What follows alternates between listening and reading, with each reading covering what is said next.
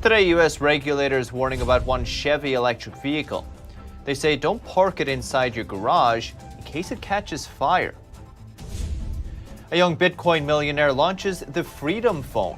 It's backed by Candace Owens, and the phone is an alternative to the current hardware made by big tech. Good evening and great to have you with us. I'm Paul Graney. Fewer Americans filed new claims for jobless benefits last week. In fact, it's the lowest in 16 months. Initial claims for state jobless benefits fell to 360,000 last week. That's the lowest since March 2020. All told, 13.8 million Americans were still receiving some type of unemployment during the week of June 26th, but that's down from over 30 million a year ago. And the new poll suggests Americans are turning down jobs because of generous unemployment benefits. It estimates that about 1.8 million Americans chose to stay off work and live off pandemic-era jobless benefits instead. The survey by Morning Consult got 5,000 responses in June, and it found that 29% of people collecting unemployment benefits turned down jobs during the pandemic. Almost half of those said the fact they were getting so much in benefits was a major reason they didn't want to go back to work. 56% of those surveyed in total said the money they received while working could better cover their expenses, but 23% said the unemployment insurance was more money than they received while working. And many businesses aren't waiting around for people to come back. They're automating. NTD's Phil Zoe reports. There's 9.2 million job openings, a record since the year 2000.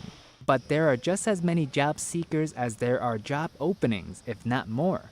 So why aren't the jobs filling up fast? Why won't there be a match? Because the unemployed people won't have the skills necessary to fill the jobs that are available. Finance professor Michael Busler says people need to keep up with technology. They need to learn more skills and get a higher education. If not, they may get left behind. Used to be, you had a factory with an assembly line with 100 people working in it. Today, you look at the same factory, it probably has 95 robots and only 5 people working in it. The biggest U.S. aerospace supplier laid off over 4,000 contract workers during the pandemic. After automating its factories and back office, the company said most of those laid off workers won't be returning. Hotels are also changing it up. Brands like the Hilton are no longer offering daily housekeeping by default. It's by request only. The company says it's to achieve a higher margin while requiring less labor. Restaurant chains like Dave & Buster's and Applebee's are using digital tablets for ordering food and paying the bill. I used to go into McDonald's and I go up to an order taker and tell her what my order is and hand her my money. Today, I walk in, there's a touchscreen there. I press the touchscreen and make the order. Busler says society was already headed towards automation. The pandemic just sped things up. He says the key is for people to improve their skills so they cannot be replaced by machines. The two are not the same. Phil Zoe, NTD News. And output at U.S. factories unexpectedly fell last month as the labor shortage and the global semiconductor shortage slowed down production. Manufacturing output dipped 0.1% last month after growing almost 1% the month before. Production in auto plants declined last month too. For the past quarter, motor vehicle and parts production were down over 20%, largely due to a shortage of semiconductor chips. But production in mining and utilities increased. Mining was driven by higher oil prices, while hot temperatures in large parts of the country fueled demand for utilities. And on the chip front, it's a Taiwanese semiconductor manufacturing company to the rescue. TSMC signaled plans today to build new factories in the United States and Japan. It comes in response to that chip shortage. TSMC posted record quarterly sales and forecasts higher revenue for the current quarter. It says it will expand production capacity in China and possibly expand its $12 billion factory in Arizona. The world's largest contract chipmaker also said it's reviewing a plan to set up a specialty fabrication plant in Japan. And regulators say Chevrolet Bolt owners should park their car outside in case it catches fire. The cars were already recalled last year, but two that were serviced still caught fire. NTD's Evelyn Lee with the details. U.S. auto safety regulator NHTSA urged about 50,000 Chevy Bolt owners to park outside and away from homes because they might catch fire. Owners also shouldn't charge the vehicle overnight. Models from 2017 to 2019 are affected. The vehicles were first recalled last November. 2 cars that were repaired as part of that recall recently caught fire. GM says there will be a software update. It also said dealers would check for issues with the battery and make replacements if needed. And Chevrolet is not the only case. Some months ago, BMW also recalled its mini plug-in hybrid models because of a risk of fire. Hyundai received numerous reports of its parked vehicles catching fire, and soon after also issued a recall. And last month, a Tesla Model S Plaid caught fire while the driver was still at the wheel. According to a director at a product safety and testing group, there are multiple reasons why the battery can catch fire. He says it can happen if the software that protects the battery from getting too much or too little electric charge fails to do its job, but also if they're improperly manufactured, damaged, or abused. Evelyn Lee, NTD News. And on Wall Street, stocks closed mostly lower Thursday, pulling major indexes further below the record highs. The Dow rose 54 points, 0.15%. S&P 500 lost 14 points, or 1/3%, and the Nasdaq dropped 102 points, 0.7% today. But Morgan Stanley today posting better than expected quarterly profits. Its profits saw a boost from advisory fees for mergers and stock market debuts. Revenue overall rose to just under $15 billion. There were a few weak spots though. Like most of the big banks, trading revenues were way down at Morgan Stanley compared to last year. Bond trading was particularly tough, with revenues nearly cut in half from a year ago. But even with the trading slowdown, the bank's results capped a strong quarter for the big U.S. banks. The credit-related losses first feared when the health crisis hit never materialized, and prospects for the banks have quickly improved as the U.S. economy bounces back. And one group is suing Amazon over product safety. In its complaint, the Consumer Product Safety Commission cites children's pajamas that can burn too easily, faulty carbon monoxide detectors, even hair dryers that lack safety mechanisms to prevent them shocking you when they get wet. The group says Amazon has sold nearly 400,000 of the allegedly unsafe hair dryers. The agency wants to force Amazon to stop selling the products, work on issuing recalls, and notify customers who bought them. But Amazon leaders say the company already does those things when asked. The products the agency is concerned about are sold by third-party sellers in Amazon's marketplace, not by Amazon itself. Multiple court rulings have found, though, Amazon can be held liable for those products, but this action isn't related to other safety concerns over products sold under Amazon's private label Amazon Basics. And in other news, a new phone called the Freedom Phone just came out yesterday, and apparently it's flying off the shelves. Creator Eric Finman told NTD he built it because Google and Apple have a monopoly on smartphone hardware. NTD's Don Ma has more. Meet the Freedom Phone. It has its own app store and is designed to get around big tech censorship and violations of privacy.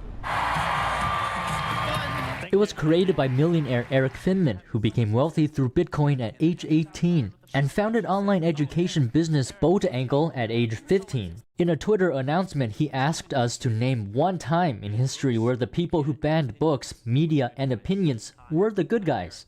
Everyone is complaining about big tech censorship, but no one is doing anything about it. They say, build your own phone. So I did. Finman told NTD that he got the idea a year ago. He says that you can have the best software in the world, but it's meaningless if the hardware company won't allow you on. I was thinking, oh man, they're gonna start banning apps. They're gonna, we're too reliant on these people's hardware, and normal phones, they don't have great security in any way either. So I was like, you know what, I'm gonna start working on this phone. While conservatives have gotten better at software, the big tech companies currently have a monopoly on hardware. That's where the Freedom Phone comes in. These have been flying off the shelves. We launched yesterday, and yeah, the crazy amount of orders we gotten in, it's insane. You can transfer the SIM card in your current phone into the Freedom Phone, transferring the data from your current phone immediately. Its very own app store called Patri App can download apps banned from other platforms. Finman says there's no app tracking, no keyboard tracking, and no location tracking. Don Ma, NTD News. And many Cuban protesters are calling to be freed of the communist dictatorship. But not everyone seems to think the regime is the problem. Black Lives Matter accused the U.S. government's sanctions on Cuba as being at the heart of the crisis. NTD's Miguel Moreno has more on that. Black Lives Matter weighed in on the Cuban crisis on Thursday. In an Instagram statement, they say inhumane U.S. sanctions on Cuba are at the heart of Cuba's current crisis and should be lifted, and that the sanctions make it harder for Cuba to make COVID-19 vaccines and produce food. The fact is, Cuba can trade with any country on the planet except Israel and the United States. Fergus Hodgson is director at Econ Americas, a financial consultancy company. He says U.S. sanctions are not at the heart of this crisis. So this begs the question, if these sanctions weren't in place, would the Cuban people be in a better situation than they are now? Marginally so. It's hard to say. The sanctions were put in place by the U.S. government actually first in 1958 and then ramped up in 1960 to restrain an abuse of power, because in 58 they had a Batista, a dictator who was behaving aggressively, and the U.S. did not want to give more military arms to them. Then when the Castro regime came in, they were just nationalizing and confiscating private property. So would people be better off? Maybe. The point is that the goal is to not empower the regime. So the people might in the short run be slightly better off, but they would be stuck with this parasitic regime. The Instagram post got nearly 100,000 likes, but the overwhelming number of comments tell a different story. A few Republican senators called it support for a communist regime. White House Press Secretary Jen Psaki blamed Cuba's communist ideology for its economic failures. Communism is a failed ideology, and we certainly believe that. It has failed the people of Cuba. They deserve freedom. They deserve a government that supports them. But I would note that the ideology of the government, which has failed, has led to a lack of access to economic opportunity, to medical supplies, to COVID vaccine. Black Lives Matter is asking President Biden to end the economic sanctions. Miguel Moreno, NTD News. And the Senate has passed a bill to ban all products from China's western region of Xinjiang. It's Washington's latest move to punish Beijing for what U.S. officials say is an ongoing genocide against Uyghurs and other Muslim groups. The Uyghur Forced Labor Prevention Act would assume that all goods manufactured in Xinjiang are made with forced labor. That's unless certified by U.S. authorities. The bill passed unanimously yesterday, supported by both sides of the aisle, and it goes further than the current rule, which only bans goods if there's reasonable evidence for forced labor. The bill is expected to gain strong support in the House, where it'll have to pass before it can be sent to President Biden to sign into law. And China's economy is showing signs of slowing down. It grew slightly slower than expected in the second quarter. Industrial activity in China was weighed down by higher raw material costs, supply shortages, and pollution controls. Meanwhile, new CCP virus outbreaks have kept a lid on consumer spending there. The Chinese central bank also loosened monetary policy last week, sparking concerns about that economic slowdown. And more challenges are expected for the rest of the year. One China economist says China's export boom seems to have peaked and will gradually unwind as the world reopens. A customs official also said this week overall trade growth may begin to slow.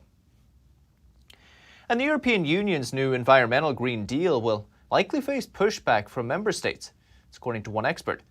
The new plan seeks to reduce greenhouse gas emissions even more than the previous plan. NTD's Patrick Hayden has more. The European Union set ambitious environmental plans Wednesday, which include reducing their greenhouse gas emissions by 55% from 1990 levels by 2030. CO2 compliance expert Vijay Subramanian says that's a tall order for automakers, which obviously is not going to be an easy target for any of the car manufacturers, and to a certain instance, for everybody to meet the target, it's going to be a big stretch. The managing director of the German Auto Industry Association is disappointed with the EU's plan, which he says is not technology neutral. We think it is a shame that the EU Commission has left the path of technology neutrality with its plan. We are critical of that. Subramanian says there's going to be a large amount of pushback from EU member states. But I don't think the targets would change, but the timelines might change in this instance. We have to watch the space on that regard. He says in order to meet the EU's goal, more than half of the cars on the road would need to be fully electric. And he says the biggest challenge will be building enough charging points by 2025. That means adding 50,000 kilowatts of charging power to 54,000 miles of Europe's roads. He says to meet the targets globally, he expects $1.4 trillion to be invested. He says the EU portion of that is 42%, or around $600 billion. Patrick Hayden, NTD News, London. Still to come this evening. If you're using sunscreen spray from Johnson & Johnson, you better listen up. The company is recalling some of its products and asking people to stop using them. Find out why. And a group of young people in Italy are saving their local economy by turning old, abandoned, historic buildings into hotels. The project's helping create jobs in the area. That and more after this short break.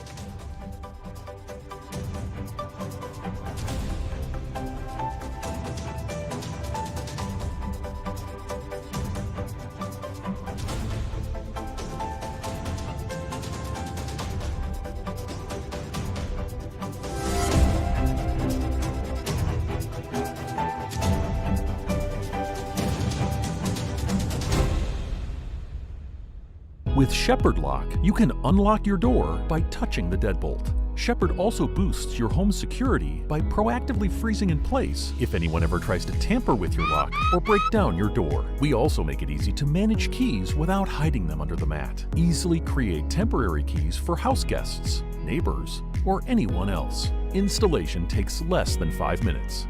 Visit shepherdlock.com to buy your Shepherd Lock today, and for a limited time, enjoy 10% off. Get ready, world, for a whole new way to invest. Introducing the Unicorn Hunters. We are talking about a cultural and economic shift. A savvy group of investors whose only job is to provide an unvarnished assessment of who they think can become the next unicorn. I am in and I'm going to invest. We all know why we're here. We're here to meet the next unicorn opportunity. This could be a game changer for a lot of families. Together with you, they're on the hunt for the next unicorn. Secure, the true solution for your digital privacy and security. Secure is a private and secure messaging and email solution hosted in Switzerland, using military-grade encryption and Swiss privacy laws, giving you true privacy. Secure is 100% private and does not collect or sell any of your personal data. Secure's Helix technology connects you securely to our Swiss servers without the need of a VPN, guaranteeing privacy and security for all your communications. Secure Messenger doesn't require your phone number or any personal data that hackers target. Chat by Invites allows you to chat privately and securely with anyone outside of your secure network without the need for others to download Secure. Secure Send offers you a private and secure way to email anyone outside of Secure. You won't find this level of privacy or security on any other email or instant messaging application. Visit secure.com. Regain and protect your privacy today.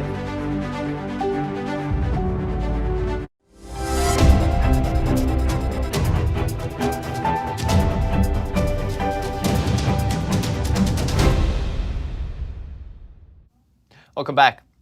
Johnson & Johnson has issued a recall for certain Aerosol sunscreen products. The company says some samples of the products contain low levels of benzene. That's a chemical compound classified as a human carcinogen. In a press release, Johnson & Johnson says it's voluntarily pulling the sunscreen out of an abundance of caution.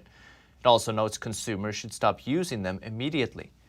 The impacted products include Neutrogena Cool Dry Sport, Aerosol Sunscreen, Aveeno Protect and Refresh Aerosol Sunscreen, and Neutrogena Beach Defense Aerosol Sunscreen 2, along with a few others. Customers can contact Johnson & Johnson's customer care line for a refund. And in other news, the UK has been one of the countries worst hit by the pandemic, leading to tough restrictions on social life.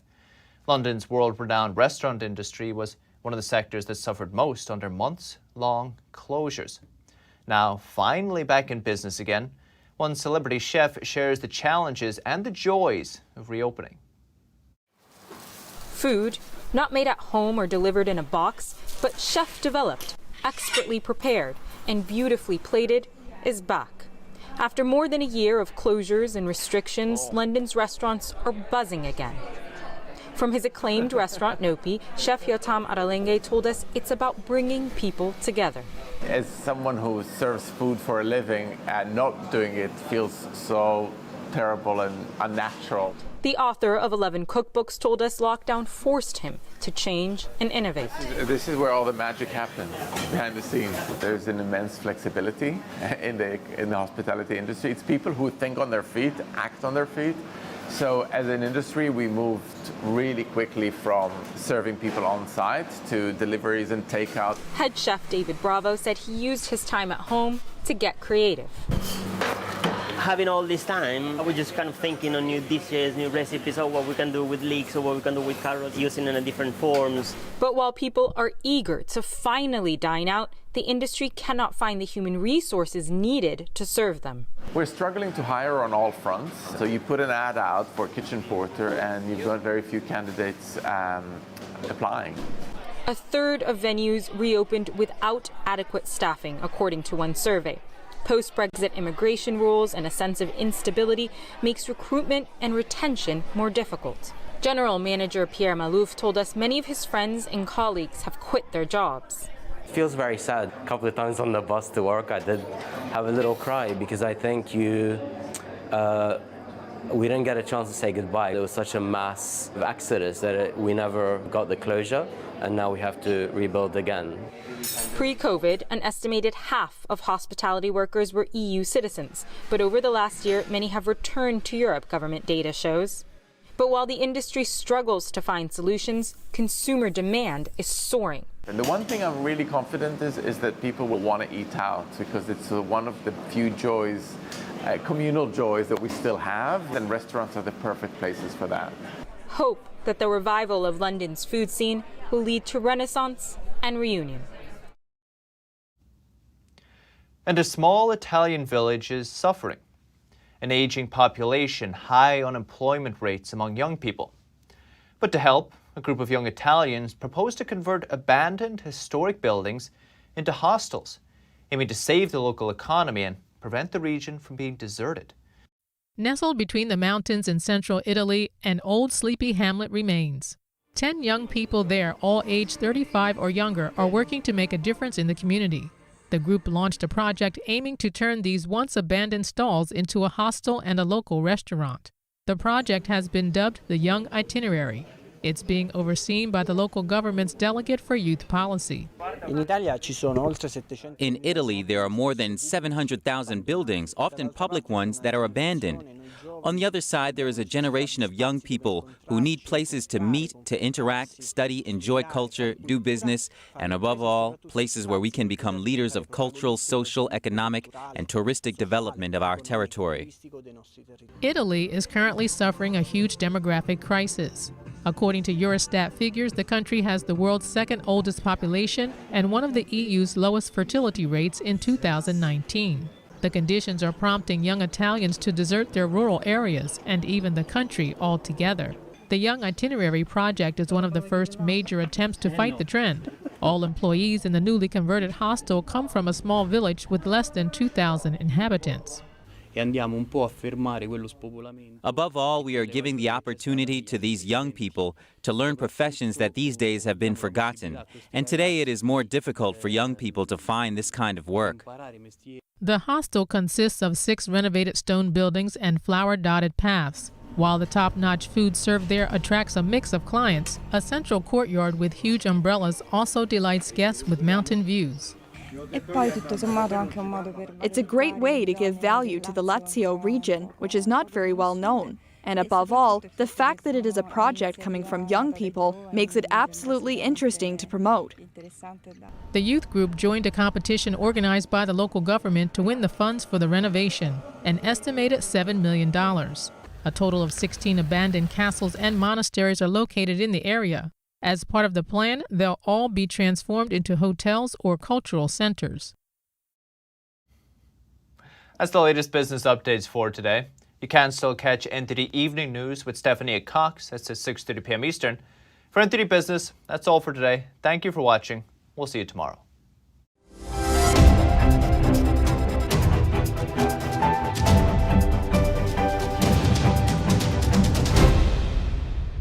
a new channel. Subscribe to us on YouTube at NTD News. Get the highlights of our news broadcast and the most important headlines that we curate especially for you. Don't let YouTube decide what information you get. That's your choice. YouTube is deleting our videos and cuts you off from a source of honest reporting.